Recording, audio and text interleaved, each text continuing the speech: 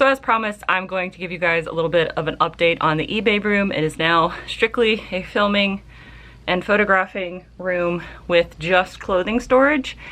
I did not list all that other stuff that was on the floor. I have just moved it into my streaming room because I realized that I need this to be a usable space in order to actually make more significant progress. I am currently, as of the beginning of this video, sitting at 250 of 1,000 listings. So I'm a quarter of the way there. But let me show you how I've moved some stuff around and set things up so I can actually start using the space to hopefully get this death pile under control. Okay, so this is the door into the eBay room. It looks quite claustrophobic at this moment. Hello. Mostly because of the fact that this is the only place I can put this giant thing of clothing right now. But if you walk in here, that's my blood pressure monitor. That's listed inventory. This is where I normally sit. That's some thread up tissue paper that I haven't put away. This is where you guys are gonna sit while I work. And this is all listed inventory, and these are my craft supplies that I've moved. And actually Moxie loves laying on that, so I've made another Moxie hidey hole. This is my pile of pants that need to get listed, and that's actually what I'm hoping to get to today. That is a box of t-shirts that I'm going to eventually do something with. There is my lovely board that I use for all my measurements. I brought a packet of these up here because what I want to do in this video is at least get this set of tops and jackets, and there's one already hanging up ready to be listed, and then I want to start in on this pile of pants and hopefully get this to as close as empty as possible. This is where I film my book channel reviews and stuff, and then Karen Yonan has moved upstairs. I have these two box lights, one both for filming. I'm gonna try to do this so I don't make you all but so dizzy. Second one, and both of these are placed up here. My fan up here, actually, I'm not gonna point that up there because that's a bright light, but I have daylight bulbs in there. And then, I have this nice, again, I'm trying to make it so you guys don't get dizzy, but this is all of the vintage stuff that I haven't listed yet. But I have a nice space to work so I can take photographs. So what I'm gonna work on right now while I talk to you guys is I'm waiting for the steamer to warm up. I'm gonna steam everything before I get ready to take photographs and list it. It's just gotta warm up because hot water takes a while to boil. But while I'm doing this, I wanted to talk about something that I've been seeing a lot more of, or I guess I've been noticing a lot more of, both on Instagram and here on YouTube. And I think that 85% of the people that are saying this phrase are doing so from a place of trying to be inspirational and motivational. I know, Miss Moxie. And then the other 15% is toxic positivity, ableism, and the hustle bro culture that I really don't care for. But again, majority of the people that I feel like are saying this phrase are doing so because they are trying to inspire others or to motivate others that they can do something. And the phrase I'm talking about is no excuses.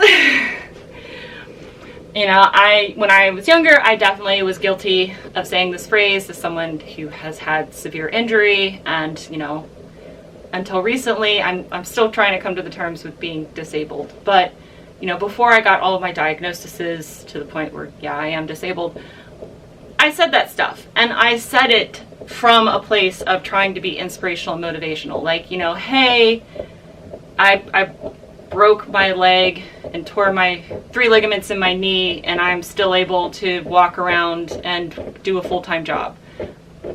That's that should be hey, no excuses, you could totally do this too. But I have a very high pain tolerance, not everybody does. So that's not really something that a lot of people could do. And I think that there are better ways to be inspirational and motivational and also not alienate a large group of the reselling community. Because I know for a fact that a lot of people in this community have turned to reselling to make money because they either have mental disabilities, or health disabilities that make it so having a regular 9-to-5 job is just not something that they can do. And having the flexibility to be self-employed and having the flexibility to, you know, work when you feel good and not have to show up at a specific time, and having the ability to where if you need to take breaks or take a nap, or you know, you're having you're having a depressive episode, so you really just need to be in bed, or you're having like for me right now I'm wearing essentially a circle with armholes and a head hole cut into it, because right now my skin feels like 1,000 fire ants are crawling underneath of it. And that has to do with my sensory neuropathy, which was caused by my POTS. So I know most people who maybe feel like that would be naked and lying on their bed. As someone who's had this even worse, and that's what they've done because they just can't stand anything touching them. But I now wouldn't say no excuses. I would now try to, instead of saying something so terse and seemingly off-putting and alienating, I would instead be like, hey, this is what I'm dealing with right now. Here are the ways that I found to work around it. These are just suggestions. They may not work for you, but this is what I found. And like leaks of resources of other things that maybe didn't work for me, but might work for other people. I just know that there's a large group of people here in the reselling community that deal with disability, and this is their only form of income. And I know me, for some individuals, when I see them say no excuses, and I know it's from the toxic positivity, the hustle culture, where they're like, we don't live near a thrift store, so we plan a route and hit up 8 thrift stores in a day, and look how full our car is. There's no excuses. If we can figure this out, you can too. Cool. I can only be in a thrift store for 2 hours before I start getting to the point where I'm going to pass out. So 8 thrift stores in a day, not really something I can do. So that's not an excuse either. That is, I will literally pass out if I'm on my feet and like bending down and bending up and bending down and bending up because of my disability, because of my chronic illness. Like, I can't physically do that. It's not an excuse. It is a limitation that I have to find a way to work around. So when I see that, and then especially when I see people are like, hey, that's great that you found something to work, or like some way to make money for yourself, or some way that worked around for you, but like maybe don't say it this way. And then they like delete comments, or like make fun of them, or call them weak, or, you know, you're just not trying hard enough. That's really poopy, and I don't like that. Like, that's extremely upsetting. And that is ableism. And if you don't like me using that phrase, come up with a better one that denotes the same thing, and I will happily try to work that into my vernacular. But you know, I have days where I can't do stuff. And have I found a lot of ways to work around that? Absolutely. Like, for right now, I'm steaming this, right? And my skin feels like it's on fire because like I'm feeling the hot, moist steam. So I'm actually having like a bit of anxiety right now as well. I'm only going to be able to do this for this many pieces. I can't sit there like Courtney from Common Tags and spend 45 minutes steaming garments.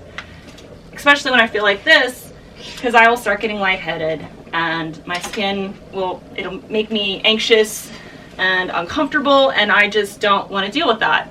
Okay, we switched tasks because I was getting worked up and rambly. So I finished steaming. We're going to switch to this, and I'm hopefully going to be more eloquent in expressing this sentiment. So instead of saying something like no excuses, maybe say, and if you're coming from a place of wanting to be motivational and inspirational, say something like, you know, I was able to find a path forward given the limiting factors in my life. I believe in you and your ability to try to find a way to work around the limitations in your life. I feel like because I was able to do something, that maybe everybody has the ability and the potential to do it as well. Like, there's just a way to be inclusive in your language instead of being like, well, I figured it out, so you have no excuse not to be able to figure out yourself. Like, not one of the expressions that I try to keep in mind all the time is not all knowledge is shared knowledge, because I don't know how many times where I've shared like a random tip or fact in these videos. That's typically what my What Sold videos are. It's not just, you know, this is what sold, but it's a whole bunch of random information because, you know, having a touch of the tism, my brain is full of just random facts and I have a tendency to info dump. But the number of comments I get on those videos where they're like, I didn't know that Nike Grind existed and that there was a way to recycle damaged shoes. Cool. Most people that don't work for Nike or like live, eat, and breathe Nike are gonna know that. You know, I shared a tip about how to fix a sticky zipper using just basic chapstick. I got a whole bunch of people are like, I didn't know you could do that. Like, not all knowledge is shared knowledge. Not all ability is shared. Not all resources are shared. So there can be plenty of things that are not excuses, but actual physical, mental, resource, ability limitations on people. And it's just like, that just rubs me the wrong way. I think it's just more of when, you know, people try to express what I'm basically saying right now to their faves when they say something like no excuses, and they're like, hey, maybe like I have this, you know, is there something that you could do? Like, oh, you're just lazy. I don't like that. So hopefully I didn't make everybody mad. And again, you know, if this is a phrase that you don't want to get rid of, you know, I live in the United States. Maybe you also live in the United States. If so, the First Amendment totally allows you to continue to say no excuses if you want to. Again, this is just me kind of putting it out there that that's how some of us in the community feel when you say that, and maybe ask you to say it differently. Or to say, like, take the time to put more effort into expressing the same thing that you're trying to come across. Because again, I feel like most people are saying it to try to be inspirational and motivational and be like, look, if I can do it, you can do it too. They're trying to express that. But again, no excuses, just hashtags easier. So this is just my request. Again, you do you. I'm just letting you know how it makes me feel. And that if I see stuff like that enough, I unfollow people.